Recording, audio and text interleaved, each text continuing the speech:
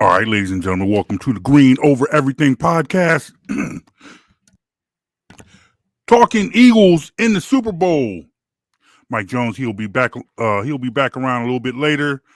But my guest right now covers the NFL. He hosts his own podcast called Touring the AFC South. He is a good friend of the show, veteran to the show, good friend of ours, Mr. Mike Patton. What is good, my friend?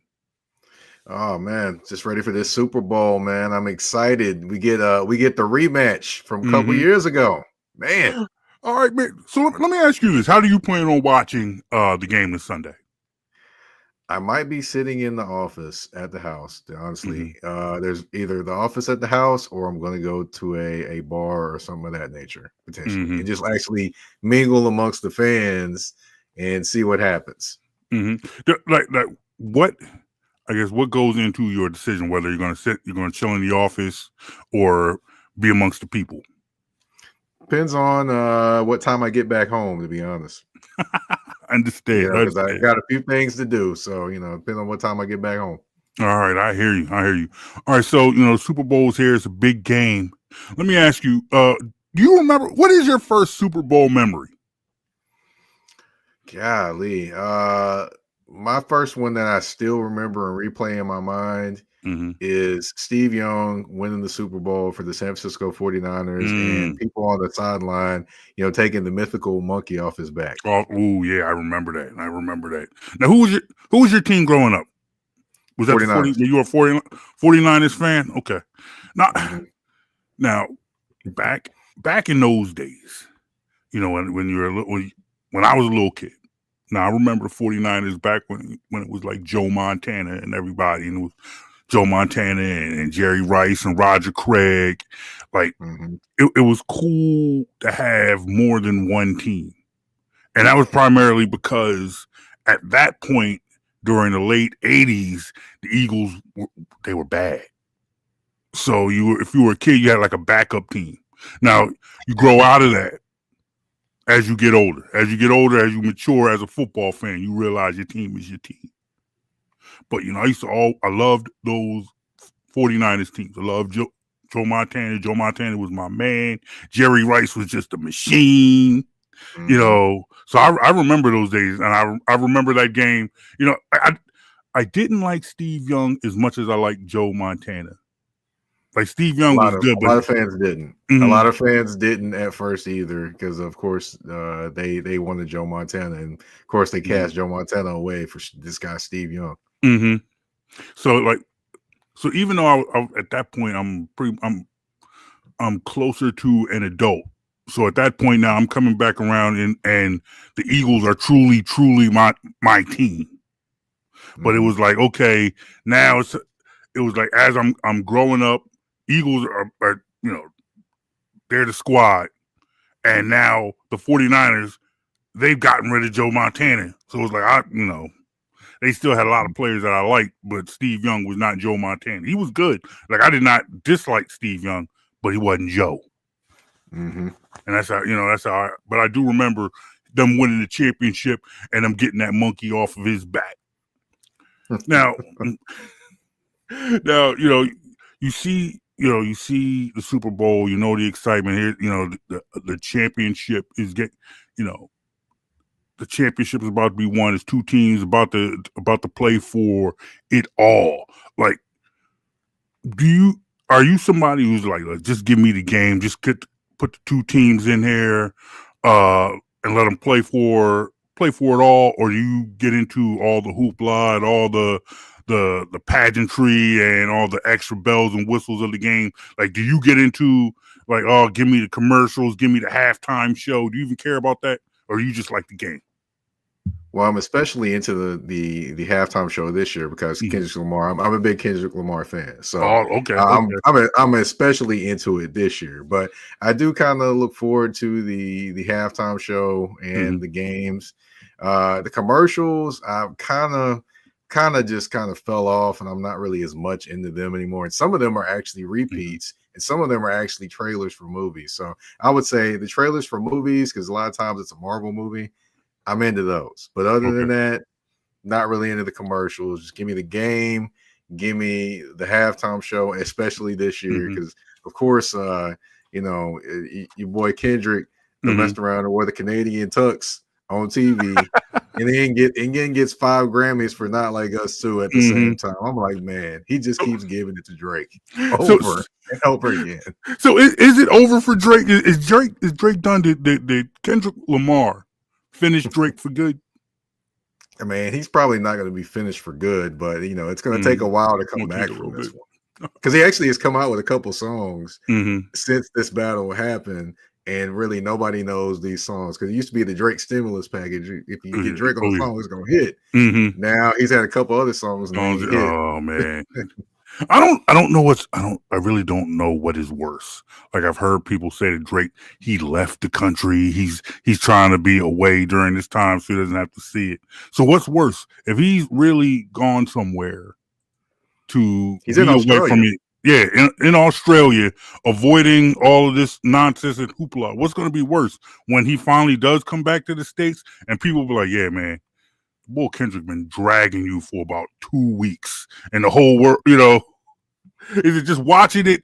And what's worse, watching it as it happens and just taking your medicine as it happens, or getting it all at once next week when it's all over again, and you now watch this man win a Grammy in front of a stadium of people all singing the song about you.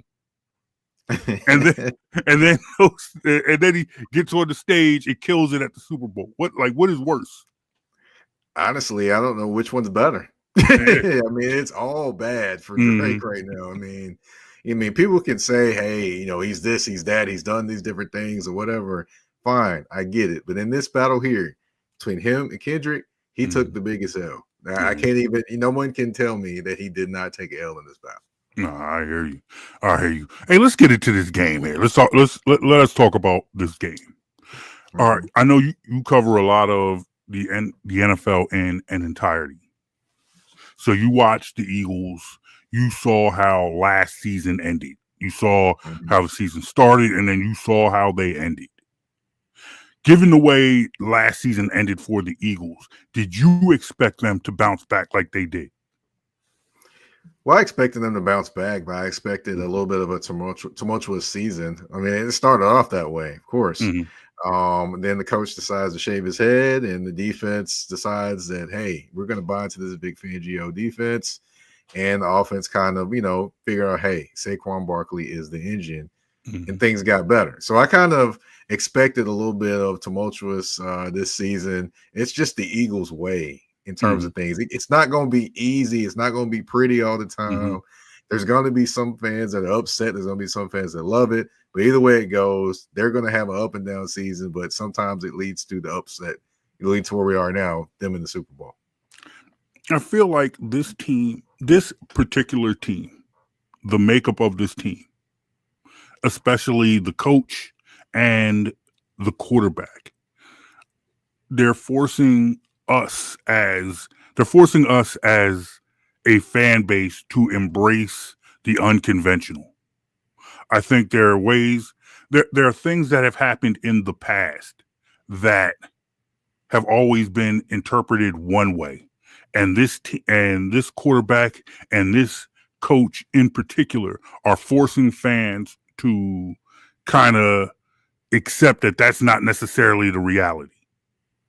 You know, this is not going to be the quarterback that's just going to light it up for 500 yards. This is, you know, Jalen Hurts is not going to just throw the ball around like he's Joe Burrow or Herbert or even Mahomes or somebody. He's going to win the way he wins. This is a coach that's going to talk a little trash. He's going to be a little unconventional. He's going to say some things that is going to have you scratching your head, or he's going to say something that's going to piss you off. But, you know, it is what it is. But I think it doesn't necessarily mean what we think it means. Like, you know, you saw what happened with, I guess, earlier this season when it was believed that A.J. Brown was throwing the quarterback under the bus. Everybody thought that it was everybody thought, oh man, there's controversy. What's happening? What's going on? And it wasn't. They was good. I don't know any other way to put it. I would say Brandon Graham didn't necessarily help that situation. No. He immediately came in and jumped in and with 2 feet. But yes, 2 feet. He jumped in, got out, and then jumped right back in again. Exactly. He sure did. I kind of shook my head when I heard the interview. I was like, you're not supposed to say that on the live mic, right? Mm-hmm. So, and that's the veteran too. And that's what made it a little bit more inexcusable to me. Mm-hmm. But at this point, they worked through it. I think they let it play through the news cycle, and you saw that maybe it was just much ado about nothing. People got to understand that they're grown men. Mm-hmm. They didn't grow up together. All of them didn't grow up together. Even people that grew up together have arguments and things like that. But it doesn't mean that they don't like each other. They don't understand each other, respect each other. Mm-hmm. But it's a little different, I would say, when it's in the limelight of the NFL or the NBA or just professional sports in general, because of course there's always that drama element that's always going to be dropped in there. I mean, it's almost, I would say this, how people talk about people like watching soap operas and things like that. Mm-hmm. Football, sports in general, is a soap opera. It's just a soap opera with athletes involved, essentially. No, and I find it interesting, given the fact that I host a podcast with the guy I disagree with a lot. Sometimes disagree with him to the point where people who are cool with us and watch our show reach out to us individually thinking that we need an intervention. It has happened before. We have done shows. We have done shows where we have vehemently disagreed with one another. I watched one of them. I watched it. I was like, oh, are they okay? But yes. I quickly remembered. I'm like, oh, hold on, they all right. Yes, but you and there, we'll put it out there. You are one of the people who once reached out, like, hey man, y'all good? Y'all okay? I'm like, yeah, man, we fine, But you can't. But I think what this Eagles team has shown, and you let me know if you agree or not. But I feel like this team has showed us that you can disagree, you can have differences of opinion, or even have an issue with another person, but it doesn't have to be contentious. Right. Definitely. Like, one doesn't have to mean the other, and I think maybe there was an issue with the coach's game plan and how the players received it. But that does not mean that they dislike the coach or they have a problem with the coach or this is a coach losing the team, especially if you have a coach who will listen. I think that might even endear them more to say, hey, we had an issue with this man. We brought this issue to this man and he listened to our problems and tried to come up with a solution that would make us all happy. Yeah. I mean, it like I said previously, people love drama. I mean, I'm not going to be stereotypical. I mean, I'm not a stereotypical person, just to put it that way before I say this. A lot of times when men talk about women watching soap operas, they I can't watch that, this, that, and other. But technically, we watch a soap opera with guys in pads or guys in shorts every single week, probably year round. So, I mean, we should expect this, but we should also know that some of this is kind of playing up to the emotions and feelings of fans. They either like or dislike a team. No, I understand. You bring up soap operas, so it's like, both of us, you and I, we are both sports fans. So it's like, that means multiple sports fans. So that means we watch multiple soap operas. So we watch the pro football soap opera. We watch the pro basketball soap opera. We might watch the baseball soap opera, the hockey soap opera, the college football soap opera, the college basketball soap opera. The Olympic soap opera. For me, the wrestling soap opera. And that might be, sometimes that's even realer than the pro sports. Right. All right. But getting back to football, I mean, they work through whatever issue, the Eagles work through whatever issues they seem to have. Was there a point in this season where you could pinpoint where you started to look at this Eagles team and say, hey, you know what? These guys are legit contenders. Was there a point? There wasn't necessarily just a pinpoint, be like, okay, cool, this is it. But to me, the games when they showed that, hey, we're going to run the football, they know we're going to run the football, and there's nothing the other team can do about it. Like against the Saints, I remember that game, and Saquon just, he ripped off that long run, and that was just it. That was the ball game. I'm sitting there thinking to myself, watching this game, like, why didn't they just do that the entire game? And I watched that, and when I knew they could do that when they wanted to, I was like, okay, cool. Yeah, this team's going to be something to deal with when it comes down the stretch. So at that point, that's when I knew that this team has the potential to make it to the Super Bowl. However, I was like, okay, will they commit to doing what they need to do? That is give the ball to Saquon 25 plus times, whether it's throwing it to him, handing it off to him, whatever. Commit to that. Let Jalen Hurts do whatever he's going to do, because I'm not going to pile on Jalen Hurts. I'm not going to do what a lot of national media has done. But the biggest thing for me for Jalen Hurts is he is a leader of men.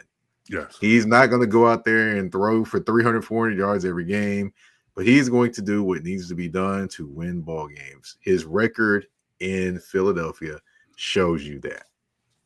You're right. And we'll get back. We'll circle back to Jalen Hurts in a second. But you had brought up Saquon Barkley, so I have a gift for you.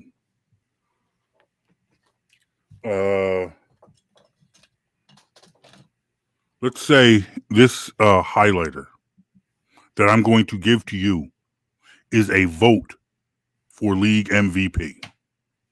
I am giving you a vote for league MVP. Would you give it to Saquon Barkley? I cannot give it to Saquon Barkley. Okay. I like Saquon Barkley. I think he had an incredible season. If he would have set the rushing record in NFL history, I definitely think he would have got the MVP award. However, he did not, and essentially it's a quarterback award. So I would have given it to Lamar Jackson. I mean, at one point I had Josh Allen, but Lamar Jackson, the way he closed out the season, there's no way you could not give the MVP to that man. Okay. Now you said the way you worded that last comment, you said that if Saquon broke the record, they would have given it to Saquon. Are you saying that okay, no, I don't dispute that. But what I'm saying is, if Saquon had broken the record, would that have changed your vote? Ooh, it had made it, especially it made me take a long, hard look at it for sure. And I mean, honestly, the way I went back and forth for a little while between Josh Allen and Lamar Jackson would have been the same way I probably would have went back and forth between Lamar Jackson and Saquon Barkley, because both were the heartbeats of their team. And, you can say that, hey, he had that Lamar had Derrick Henry and things like that. But you can also say that Philadelphia had A.J. Brown and Devontae Smith and that defense. I mean, there's so many different ways you could put it.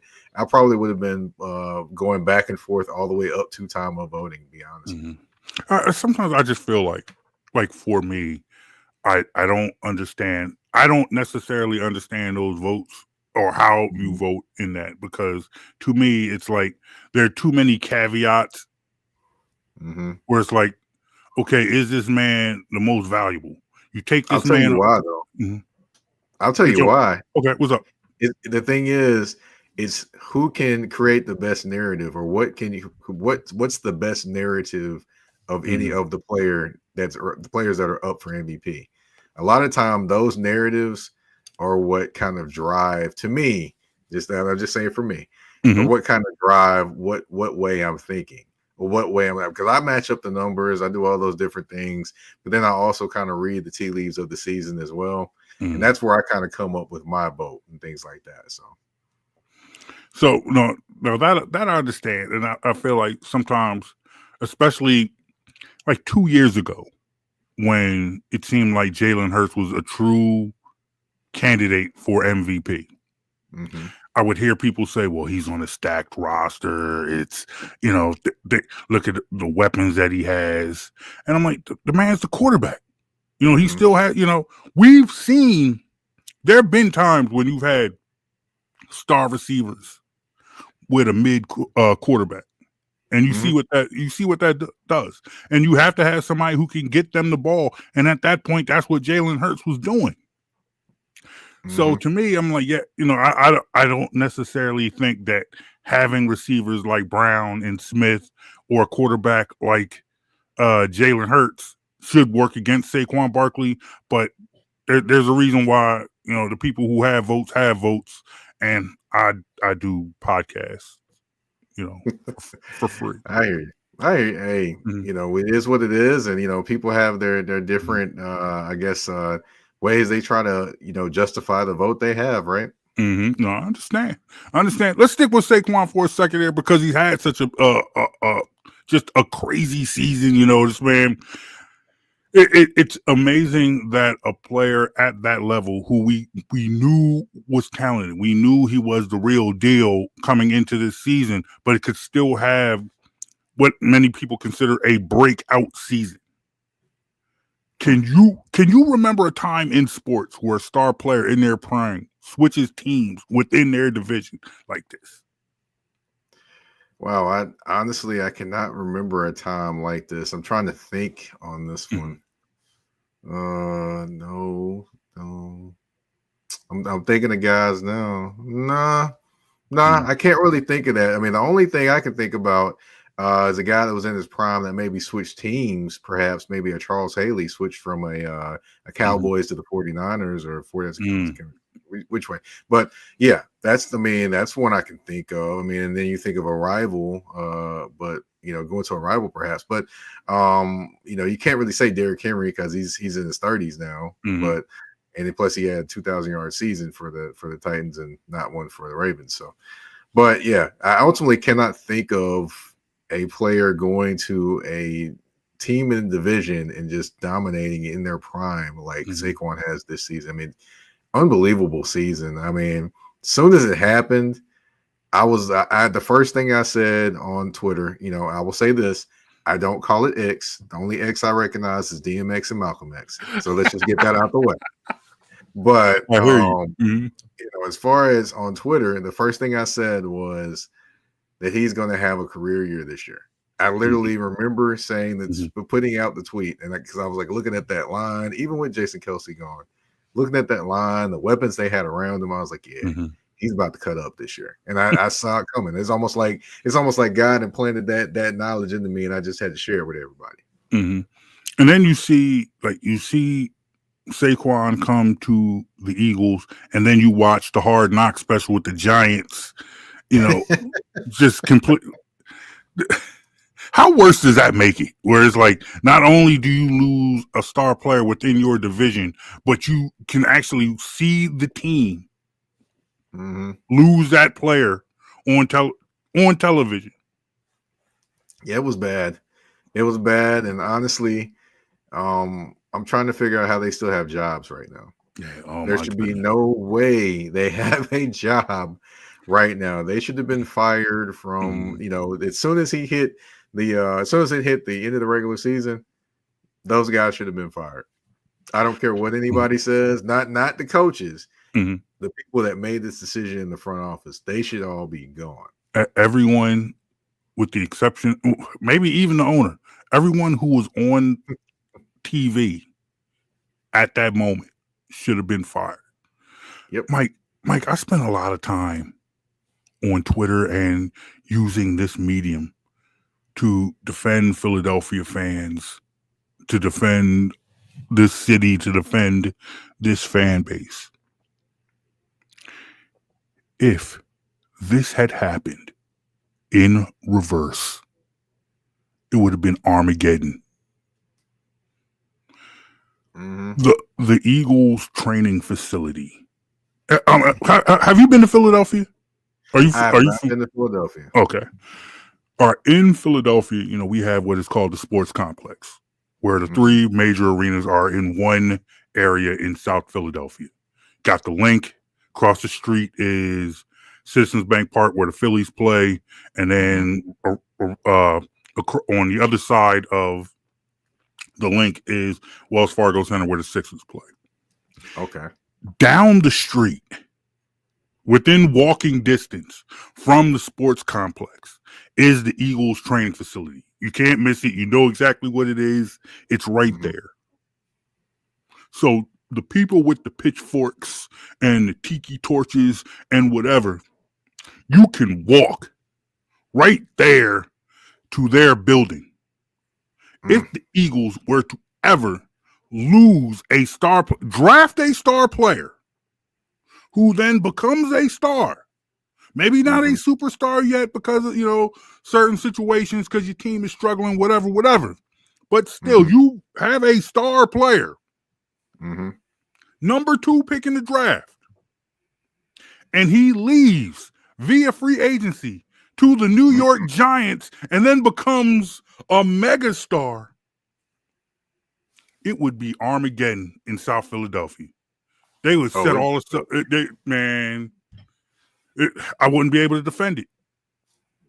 It would. Right. It would. And what if this happened with what if this happened? I'm not saying this is going to happen. So Eagles fans, don't come for me. No, I got your back. I will not let anybody come for Mike Patton. Mike is cool. Mike is with us. He's down. I give Mike a pat. Say what you need to say, brother.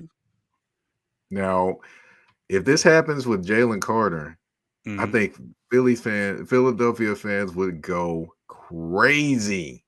They would be at all the upper management in Philadelphia. They would find their addresses online, and they would probably be in front of their house. Now, I guess because the Giants front office has the reputation that they have, that kind of fuels it. Where I think, like, if say something like that happens, I think for the most part, there might be fans who kind of would feel a certain way towards the player, just because they know that this is an organization who in the past have taken care of their players, who have valued their players. So it's like, all right, if a player has an issue with the team, it might reflect a little bit negatively on the player. Where I think, like, maybe at the beginning when Saquon said he was leaving for the Eagles, there was a little bit of backlash towards Saquon. But I think really that Hard Knock special pretty much dried that all up. Like once people saw that on television, they're like, oh, Saquon's good. Oh, okay, I understand now. Yeah, this team sucks.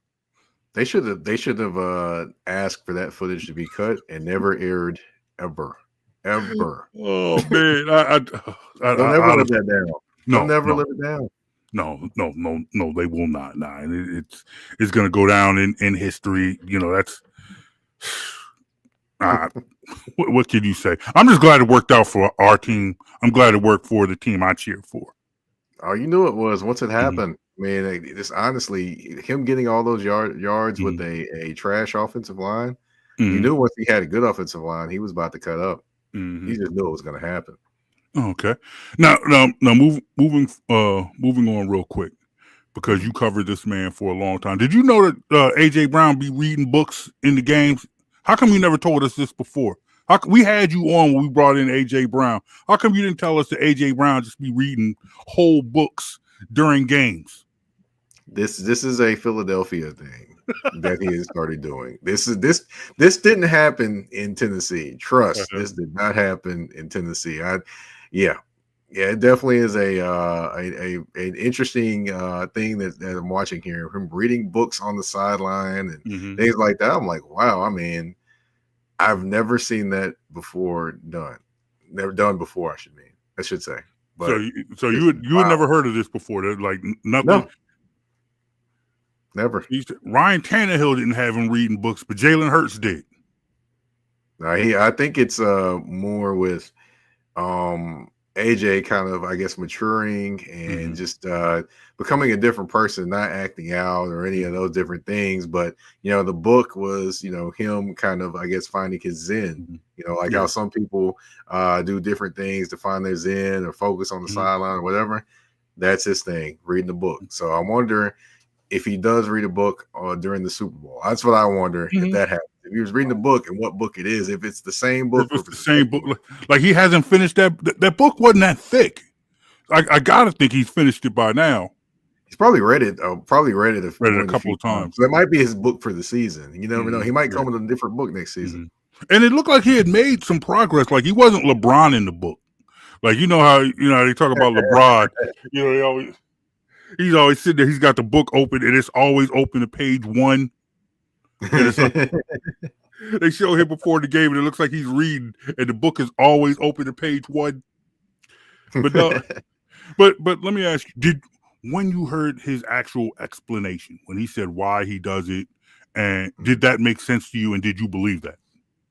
Yeah, it makes sense to me, and honestly, I know we talk about athletes and their sense of where they are and their sense of self and all those different things. And, with him, he's had some things in the past that, maybe some things go on that, maybe he sought help outside of the facility and things like that for. So it doesn't surprise me at all that he's reading a book on the sideline. But it's just his mechanism that he has. I've never seen it before. I was shocked by that, but once the explanation came out, it didn't shock me as to why he was doing it. No, I understand. All right, real quick, because I do want to shift and talk about the other side of the ball, or at least want to talk about the Kansas City Chiefs, who are going for a 3-peat. At this point now, you got Patrick Mahomes, who has three championships now. The Mahomes, Reed, Travis Kelce combination, 3 championships now. Where do you now put them? Put that combination as far as all-time greats? Honestly, you got to put them up there with the Cowboys. When the Cowboys were 1-2 in a row, they didn't win 3. Let's see, you got to put them up there with. You can't put them up there with Brady and Belichick yet. You can't put them in that stratosphere. They're not. They're heading that way, but you can't put them in that one. With Mahomes, well, you say they're not in the same. You don't put them up there with Brady and Belichick. Well, Brady has 7, Belichick has 6. Do they need to match that total to join them? Would a 3-peat thrust them into that conversation? A 3-peat will put them round in the corner, perhaps, or maybe getting in the neighborhood, but it's not going to put them on the same level. However, it is something that is incredible that they would achieve if they were to do so, which I'm pretty sure there are a lot of Eagles fans and non-Eagle fans that are hoping that it doesn't happen. But that's another story. Well, of course. That's not another story at all. That is this story. That's exactly what it is. Like, a good friend of both of ours, Mark Gunnels, had asked a question on Twitter about how do Eagles fans feel about Andy Reid. And honestly, I think now it's funny. After the Super Bowl from 2 years ago, my wife actually hates Andy Reid and hates the Chiefs. My wife does. And for me, I could never hate Andy. He would, before Doug Peterson broke that glass ceiling and won it all.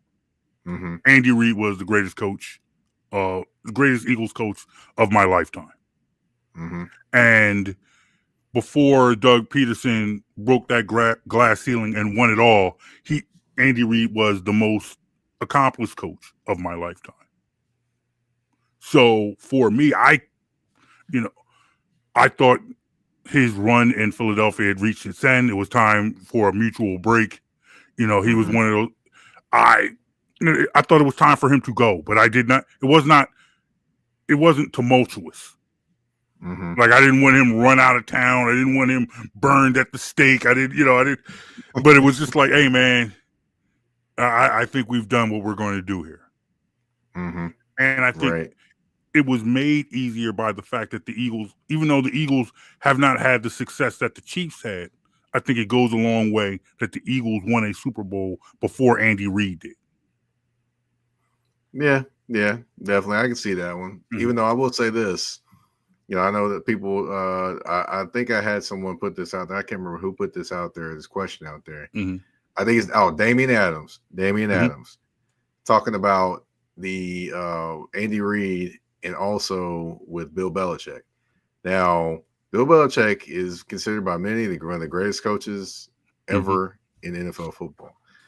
But I will say, for all the magic that Andy Reid pulled off, especially when he made Todd Pinkston the number one wide receiver for the Eagles, and they were successful with it, you've got to put him maybe rounding the corner for Bill Belichick. Yeah, I'm probably going to remember that for the rest of my life, that Todd Pinkston was the number one wide receiver for the Eagles when they went to the NFC Championship game. Not once, but maybe twice.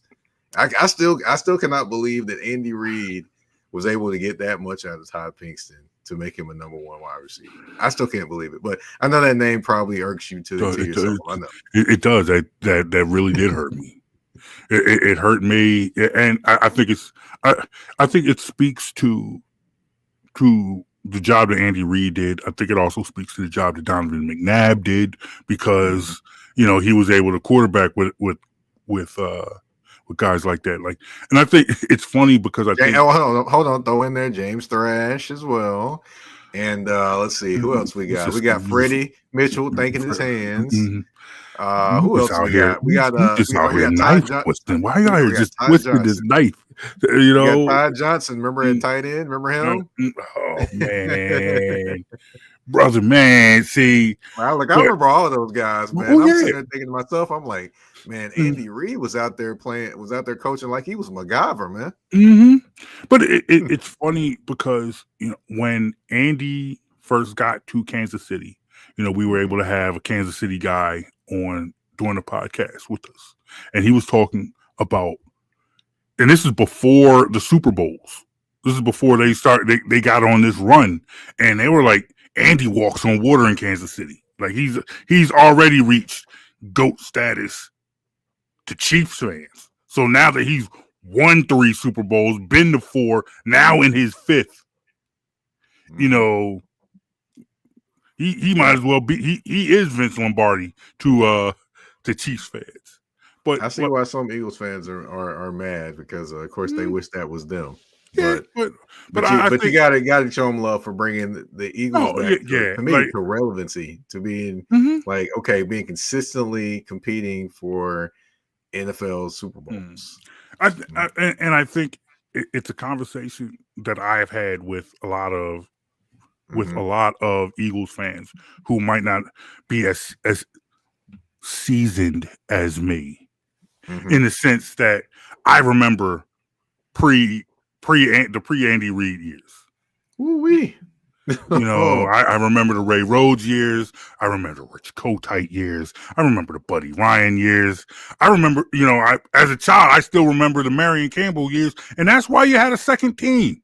That's why you had to go, that's why you had to be an Eagles and a 49ers fan, or Eagles and a Bears fan, or Eagles and a Giants fan, whatever. But nonetheless, I think, yes, there are people who believe that, might have a little jealousy towards the success that Andy Reid had in Kansas City. But there are also a lot of people who's like, hey, you know what? Good for him. I'm glad he's had the success. But you know what? that had run its course here. It was time for him to go. You know, it was time to move on.